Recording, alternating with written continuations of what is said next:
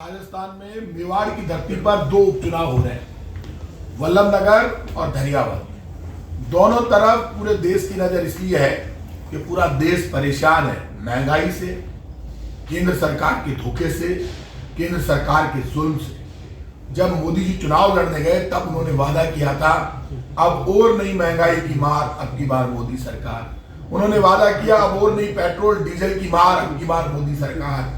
Gas cylinder के दाम कम कर देंगे। आपको पता है पूरे देश में गैस सिलेंडर की सब्सिडी आजादी के 75 वर्षों में पहली बार खत्म हुई है। सब्सिडी खत्म, रिकॉर्ड तोड़ दिए गैस सिलेंडर की महंगाई ने। आप मुझे बताओ, जब गैस सिलेंडर में गैस ही नहीं होगी तो चूल्हा कहां से जलेगा? गैस सिलेंडर में गैस नहीं है, चूल्हा जलता नहीं है, जेब में पैसे नहीं है, बेरोजगारी जबरदस्त है। हजारों नौजवान हर महीने आत्महत्या करते हैं, लेकिन केंद्र की मोदी सरकार का दिल नहीं पसीजता। पेट्रोल और डीजल पर एक्साइज ड्यूटी बढ़ाकर, स्पेशल एक्साइज ड्यूटी बढ़ाकर और ओरिजिनल एक्साइज ड्यूटी के ऊपर एक्स्ट्रा एक्साइज ड्यूटी बढ़ाकर, शेष लगाकर आपने 22 लाख करोड़ रुपए केंद्र सरकार ने इकट्ठे कर लिए 5 साल में 22 लाख करोड़ रुपए। आप मुझे ये बता दो वो 22 लाख करोड़ रुपए गया कहां पर, उसका हिसाब केंद्र सरकार को दे। इस चुनाव में मेवाड़ की धरती पर इस बात का भी फैसला होना है कि बीजेपी के नेताओं ने खुलकर ये कहा कि भगवान राम के चर्चे बीजेपी के कारण है। यदि बीजेपी नहीं होती तो भगवान राम समुद्र में होते। आज तक बीजेपी के नेताओं ने जवाब नहीं दिया। कल मेवाड़ की धरती पर आकर वो वोट मांग रहे थे। वोट मांगने का उनको अधिकार नहीं है, पहले उनको माफी मांगनी चाहिए थी पूरे हिंदुस्तान की जनता से, पूरी दुनिया से। और ये माफी मांगकर और कहना चाहिए कि हम अपने भगवान राम के लिए जो शब्द बोले वो शब्द वापस लेते हैं और हम माफी चाहते हैं। उन्होंने माफी नहीं मांगी। और जब उन्होंने ये कहा कि नाली की बात मत करो, सड़क की बात मत करो, विकास की बात मत करो, क्योंकि बीजेपी का एजेंडा जन कल्याण और विकास का नहीं है। राम राज्य का अर्थ क्या है? राम कल्याण और विकास बीजेपी नहीं बता सकती। और अशोक गहलोत की सरकार जन कल्याण और विकास के रास्ते पर चलती है। इसीलिए चीफ मिनिस्टर अशोक गहलोत कहते हैं अब जब बच्चे एग्जाम देने जाएंगे किसी भी परीक्षा में नई भर्ती के लिए, तो जब वो अपना परमिशन लेटर दिखाएंगे तो परमिशन लेटर दिखाने पर फ्री में बस में यात्रा करेंगे। वो काम कर दिया। रीट के 20 लाख बच्चे फ्री में एग्जाम देने के लिए गए। मैं बीजेपी के लोगों से कहूंगा जवाब दो राजस्थान की जनता से, जवाब दो धरियावद और वल्लभनगर की जनता से।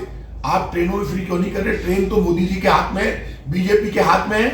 बीजेपी देना कुछ नहीं चाहती है, सिर्फ लेना ही लेना चाहती है। अब बीजेपी को सबक सिखाने का वक्त आया है।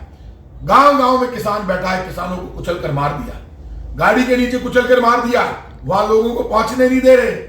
राजस्थान में राम राज चल रहा है। गहलोत सरकार बार बार ये गुड गवर्नेंस की बात करते हैं। गुड गवर्नेंस हमारी है, यूपी, बिहार, हरियाणा, वहां से 100 गुना अच्छी हमारी कानून व्यवस्था है। झूठ बोलकर हमारी कानून व्यवस्था को चैलेंज करते हो। और दुनिया जानती है राजस्थान में आज भी आम आदमी को अधिकार और सम्मान मिलता है। इसीलिए मुख्यमंत्री चिरंजीवी बीमा योजना लेकर आए। 80 लाख परिवारों को, आप आश्चर्य करोगे, 3.5 करोड़ लोग तो चिरंजीवी बीमा योजना से जुड़ गए। 5 लाख तक का इलाज फ्री, अपने आप जुड़ गए। ये सोच है। राजस्थान में दवाई फ्री, राजस्थान में जांच फ्री, ब्लैक फंगस का इलाज फ्री, कोरोना का इलाज फ्री। राजस्थान में सब जगह हमने पूरे देश में, आपको पता है कांग्रेस की सरकार ने कानून लागू किया, नरेगा, महात्मा गांधी ग्रामीण रोजगार गारंटी कानून।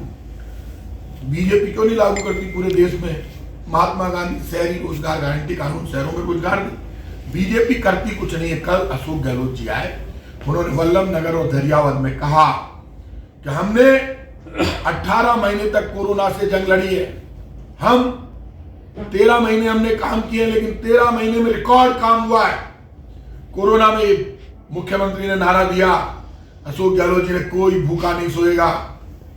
पूरा राजस्थान खड़ा हो गया, सरकार के साथ घर घर में भोजन पहुंचाया, सूखे राशन के किट पहुंचाए।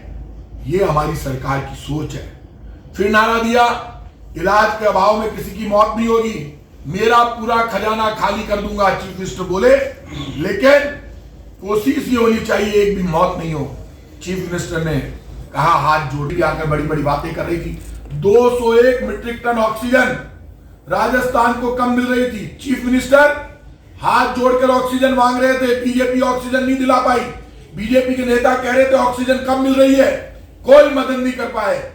और आज आप कह रहे हो कि हम राम से भी बड़े हैं, विकास की बात मत करो। तो राम तो भला करते हैं, जन कल्याण भी करते हैं, विकास भी करते हैं, उसी को राम राज्य कहते हैं। ना तो ये राम को मानते हैं, ना बीजेपी के लोग महाराणा प्रताप को मानते हैं। महाराणा प्रताप वो जो भारत गौरव, धर्म और संस्कृति के जीते जागते रूप के रूप में दुनिया में जाने गए, जिन महाराणा प्रताप ने कहा था मैं रहूं नहीं रहूं, मेरा देश रहना चाहिए, मेरा स्वाभिमान रहना चाहिए।